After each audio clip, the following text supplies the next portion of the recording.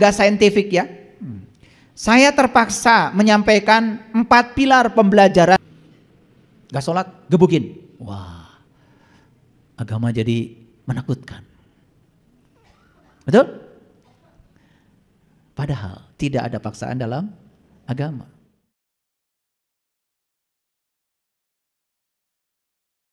Maka sesungguhnya ya, ia telah berpegang teguh kepada tali Allah yang amat kuat, yang tidak akan putus.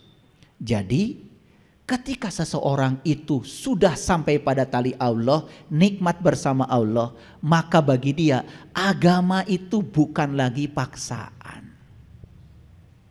Sholat itu karena cinta, tahajud itu karena cinta, duha karena cinta, bukan lagi karena ingin dapat pahala, kemudian takut neraka, bukan itu lagi. Kita tidak akan kembali ke surga, kita akan kembali ke Allah. Kan Allah bilang, inna lillahi wa inna ilaihi rajiun. Asal dari Allah, kembali kepada Allah. Surga itu bukan tempat, surga itu adalah kenikmatan ketika kita sudah kembali kepada Allah. Kalau kita sudah balik kepada Allah sekarang, bersama Allah, ketemu tali Allah, surga itu. Paham ya? Selama ini surga dipahami sebagai suatu tempat. Surga dipahami secara geografis, bukan dipahami secara psikologis. Surga itu psikologis, bukan geografis. Begitu kita hari ini merasakan kehadiran Allah setiap ruang dan waktu, kita bisa mengingatnya dia setiap ruang dan waktu. Itulah surga. Suwarga loka. Lokanya di mana? Di sini. Su apa? Su itu keabadian. Warga apa? Kumpulan. Yang abadi sudah berkumpul di sini. Ini tempat ngumpulnya segala keabadian. Rasakan di sini saat ini sekarang. Ketemu tuh. Jadi itu psikologis. Dan selama ini digambarkan secara geografis. Lanjut? Oke. Jadi tingkatan yakin itu menurut ilmu tasawuf, ini tasawuf. Nah, sekali lagi, tasawuf itu sudah akademis. Ini ilmu yang datang setelah zamannya Rasulullah. Di zaman Rasulullah nggak ada ilmu tasawuf, yang ada itu adalah ilmu ma'rifat. Rasulullah yang mengatakan awaludin ma'rifatullahi ta'ala wa rasulih. Nah, tasawuf itu kemudian setelah ilmu ma'rifat digabungkan dengan ilmu filsafat, maka secara akademik keluar namanya ilmu tasawuf. Nah, di kuliah ada ilmu tasawuf. Nah, namanya ilmu buatan manusia, dikreasi oleh manusia. Ya, supaya kelihatan ilmunya kan ada 4 tingkatan yakin. Nah, kelihatan kan kuliahnya? Nah, nanti mahasiswa sebutkan 4 tingkatan yakin. 1 ilmu yakin, 2 ainul yakin, 3 hakul yakin, 4 isbatul yakin. Langsung A. Begitu ditanya mahasiswa, apa artinya? Teing. Nah, yakin itu, percaya itu ada 4 tingkatan. Menurut ilmu ini ya.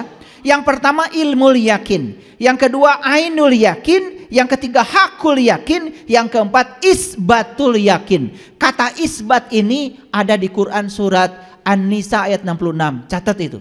An-Nisa ayat 66 bagian akhir itu mengatakan wa asyadda tasbita, isbat, isbat, isbat. Isbat. Makanya tadi saya cerita Ahad 1, Senin 2, Selasa 3, Rabu 4, Kamis 5, giliran Jumat enggak 6. Jumat jamaah menyatu. Sabtu itu dari isbat. Isbat. Sabtu itu teguh sebetulnya. Barang siapa sudah jamaah, jamaah itu sudah ngumpul merasakan kehadiran Allah, ya isbat, teguh.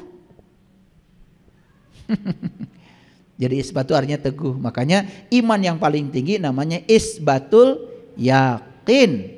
Yakin yang paling teguh. Nah, supaya tidak susah, kalau didefinisikan nanti jadi keliru, saya kasih gambaran begini. Ada berita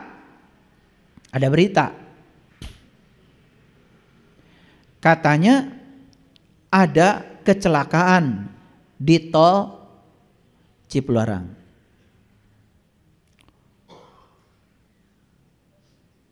Berita itu sampai kepada kita, sampai kepada kita. Ketika berita sampai kepada kita, itu namanya ilmu yakin. Paham ya? Setelah dapat berita itu kemudian kita baca koran. Baca koran. Ada gambarnya. Oh betul yang dibicarakan tadi itu.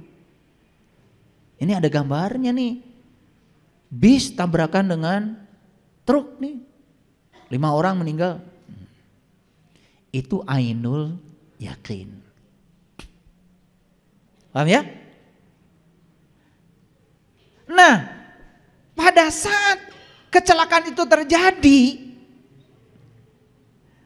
kita ini pas ada di pinggir jalan itu menyaksikan peristiwa itu hakul yakin.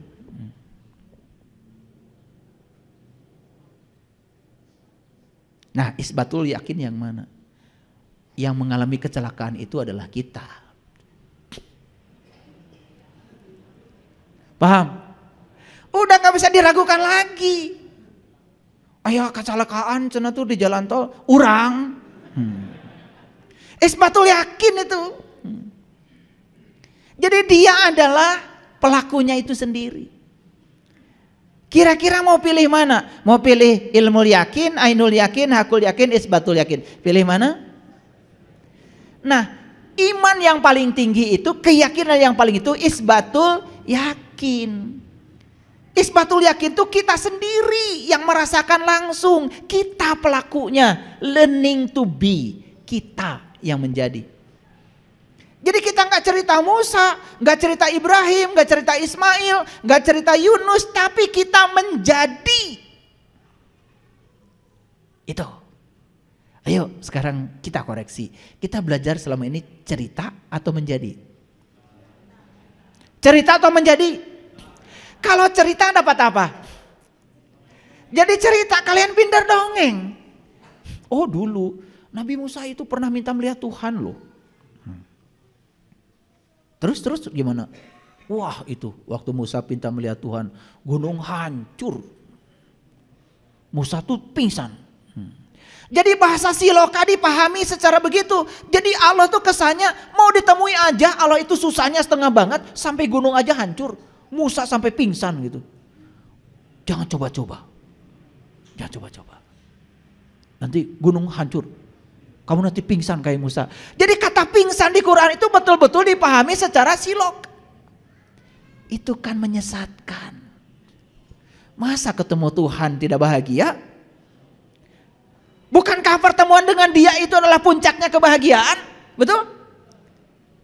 Itu bahasa siloka, harusnya dipahami secara sebenarnya, bukan dalam bahasa umpama. Lanjut dulu.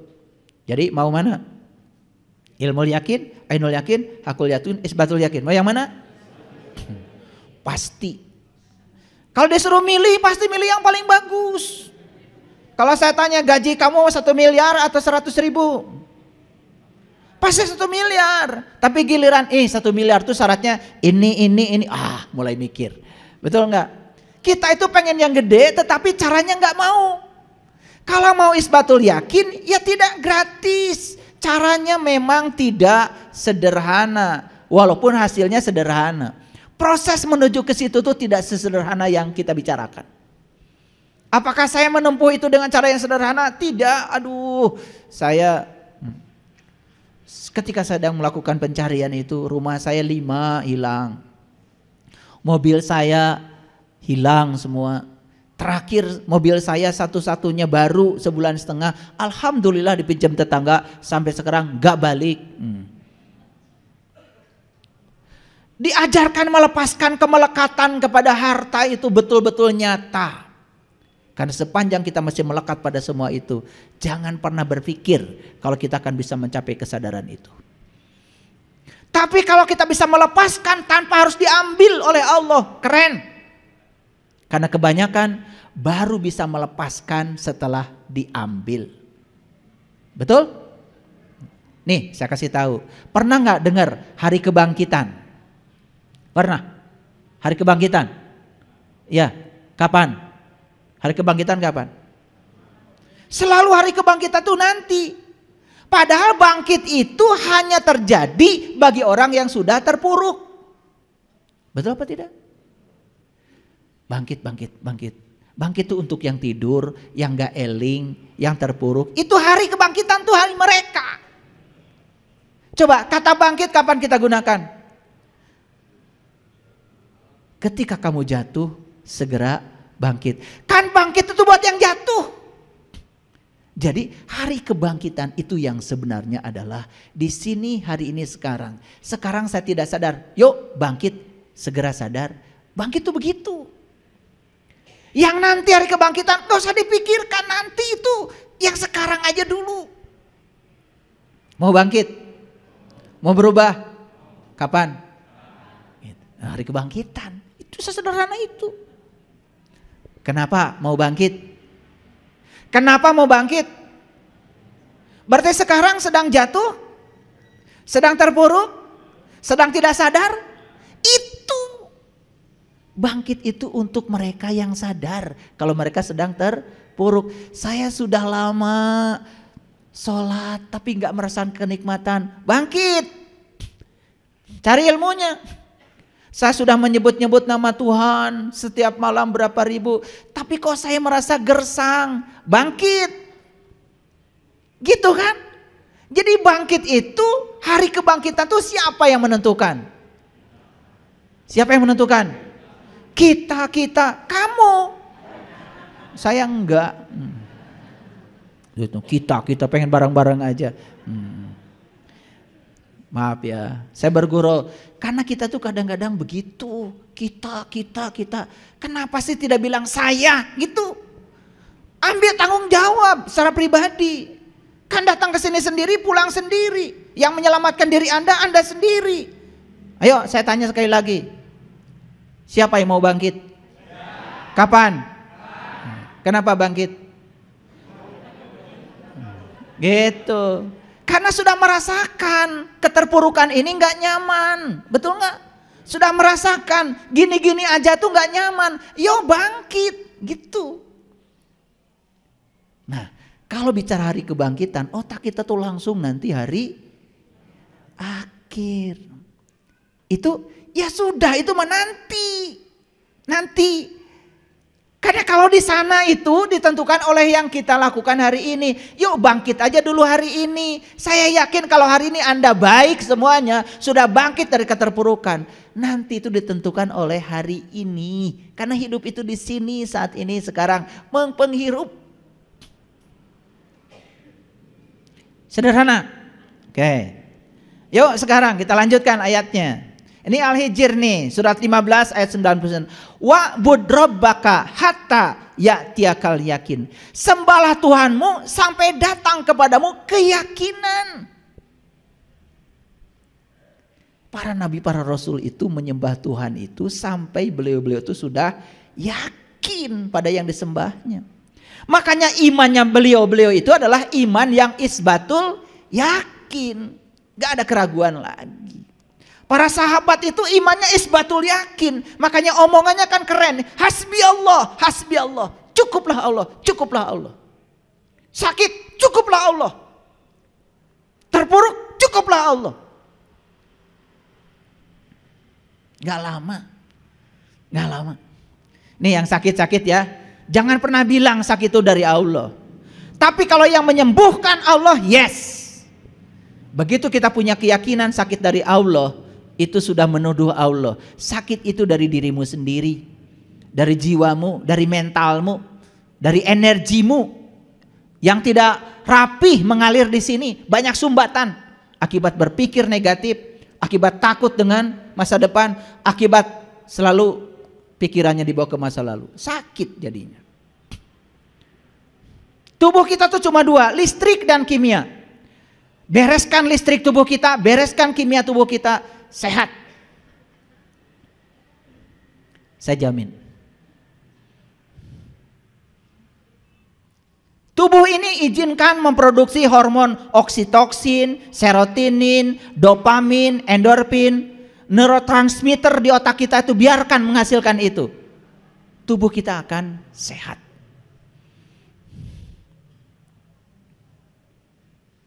Makanya para sahabat,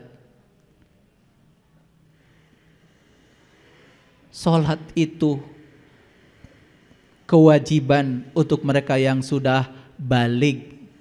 Tahu balik? Apa balik? Hah? Tuh, balik dewasa. Balik itu bahasa Arab, balago. Balago itu sampai. Sholat itu kewajiban bagi yang sudah sampai. Sampai apa? Nih, hatta ya'tiyakal yakin. Yang sudah sampai keyakinannya.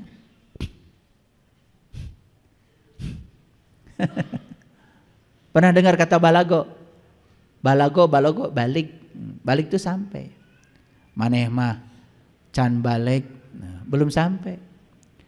Makanya balik selalu dilambangkan dengan 7. Betul?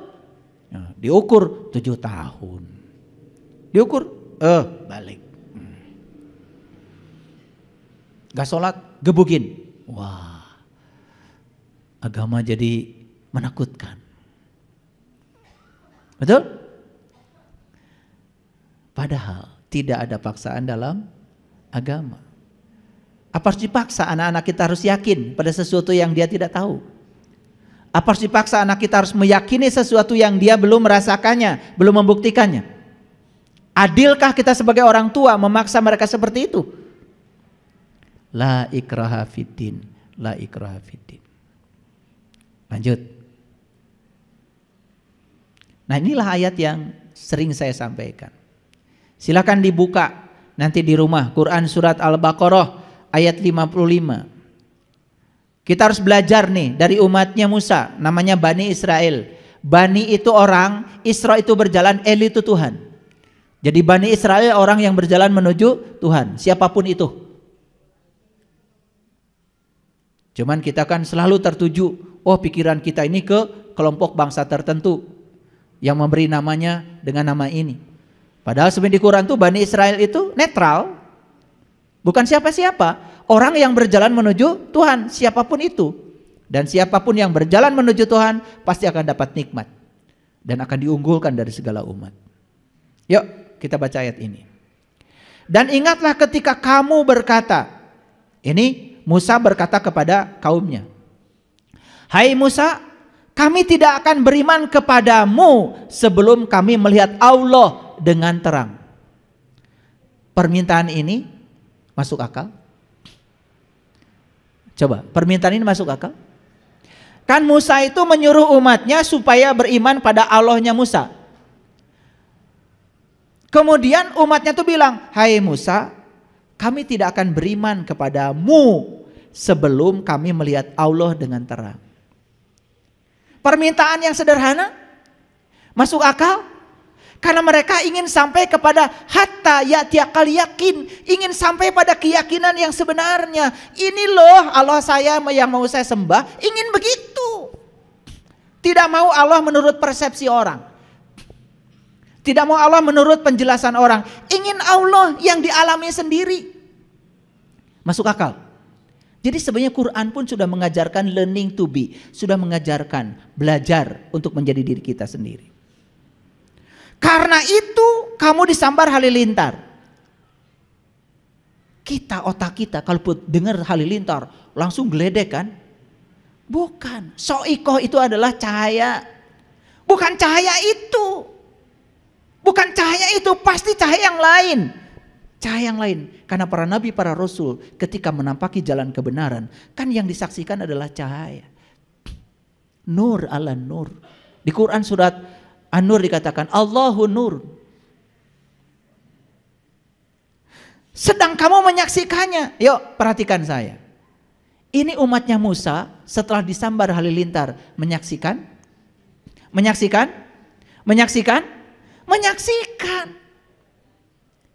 Jadi ini bukan disambar halilintar kemudian tidak menyaksikan, gosong dong. Selama ini bahasa siloka ini dipahami secara letterlek. Wah itu tuh umatnya Musa pengen ketemu dengan Allah, disambar halilintar, gosong. Mana gosong? Enggak kok. Wa antum tandurun, mereka jadi menyaksikan. Kan nggak ada. Ketika disambar halilintar gosong, nggak ada ayatnya. Wa akhadat humus sa'iqah. Fa akhadat kumus sa'iqah wa antum dandun. Setelah disambar halilintar, mereka menyaksikannya. Jadi nggak bertemu? Jadi nggak bertemu? Jadi. Lihat ayat berikutnya. Summa ba'asnakum mim ba'di mautikum la'alakum tashkurun. Setelah itu kami bangkitkan kamu sesudah kamu mati supaya kamu bersyukur. Yuk lihat saya semuanya. Jadi umatnya Musa ini bangkit nggak? Dari apa? Dari ketidaktahuannya, dari ketidaksadarannya. Betul nggak? Masih ingat kata bangkit tadi kan? Kan bangkit itu buat yang sedang terpuruk. Dia bangkit dari keterpurukannya. Sekarang dia menjadi tahu dan kenal kepada Allah. Asalnya melupakan Allah menjadi tahu dan kenal kepada Allah. Summa ba'asnakum mim ba'di mautikum la'allakum tashkurun. Jadilah mereka orang yang bersyukur. Syukur apa artinya tadi? Terbuka. Kufur artinya apa? Ya, jadinya terbuka. Nah, yang terakhir dari saya. Ini agak saintifik ya. Saya terpaksa menyampaikan 4 pilar pembelajaran UNESCO. Pernah dengar UNESCO? UNESCO itu suatu badan di PBB. Singkatan dari United Nations Educational, Scientific, and Cultural Organization. Ngerti? Pusing. Udah UNESCO aja. Jadi UNESCO ini suatu badan di PBB yang ngurus pendidikan, sains, budaya. Jadi ini suatu organisasi PBB. Nah, UNESCO ini menelurkan 4 pilar pembelajaran. Yang pertama, belajar untuk mengetahui, learning to know. Kita kayaknya yang ini sudah. Betul? Oke. Belajar untuk berkarya, learning to do. Nah, ini sudah mulai langka. Betul? Karena kita kalau sudah tahu, ya udah cuma ngomong aja. Kadang-kadang tidak dipraktekkan. Baru saya dapat jus bagus buat kesehatan, langsung di-share ke orang. Lainnya jus. Saya sama gitu. Begitu dapat dari orang jus bagus untuk kesehatan, bisa membuat umur awet muda. Langsung di-share, kirim ke saya. Saya tanya, hari mana yang ngalaman? Acan dah kakara menang bieu teh WA. Tah eta. Itu kelemahan kita, gampang nge-share. Atuh amalkeun heula ku maneh. Bisi mencret. Betul nggak? Langsung di-share ke batur, betul nggak? Atuh batur yang makan jus itu pada mencret. Begitu ditelepon, nah geningan jus lain awet ngora, kalau kami mencret, dah orang gak encan. Itu kebiasaan kita tuh begitu, ya. Apapun sebelum di-share ke orang, sudah. Cara hidup bahagia, praktikkanlah kumaneh bahagia ente. Gampang pisan nge-share, pedah loba pulsa, ya. Yang ketiga, belajar hidup bersama, learning to live together. Lihat saya semuanya. Belajar untuk tahu, belajar berkarya, ujungnya itu adalah belajar untuk hidup bersama. Karena kita ini tidak bisa hidup sendiri. Makanya ketika hidup bersama kita akan berkolaborasi, akan berkomunikasi. Itu ciri manusia abad modern sekarang. Nah, yang keempat, belajar berkembang secara utuh, namanya learning to be. Learning to be itu belajar berkembang secara utuh. Jadi kalau kita ingin berkembang secara utuh, learning to be. Be artinya adalah menjadi. Jadi kita harus menjadi. Menjadi Musa, menjadi Ibrahim, menjadi Yunus, menjadi Ismail, gitu. Belajar menjadi. Kalau menjadi, pasti kita akan sampai pada tingkatan isbatul yakin. Terjawab sekarang? Oh, ternyata percaya dan tidak percaya dua-duanya tidak bisa dipaksa. Wajib ya percaya? Gak bisa. tetap itu percaya. Betul nggak? Karena percaya itu perlu syarat, perlu bukti. Terutama kita mengalami sendiri. Masih ingat yang tadi ya? Ada berita kecelakaan di tol Cipularang. Berita itu sampai di telinga kita, namanya apa? Ilmul yakin. Oh, kita baca di internet, baca di itu, oh betul tuh ada fotonya. Itu ainul yakin. Saat kecelakaan terjadi, kita ada di lokasi, kita ada di TKP. Itu hakul yakin. Bahkan kita sendiri sebetulnya yang mengalami kecelakaan. Itu isbatul yakin. Jadi isbatul yakin itu mengantarkan kita untuk learning to be. Begitu kita learning to be, agama bukan paksaan lagi. Makanya melakukan aktivitas agama dasarnya cuma satu, cinta, bukan karena kewajiban. Terima kasih. Assalamualaikum warahmatullahi wabarakatuh.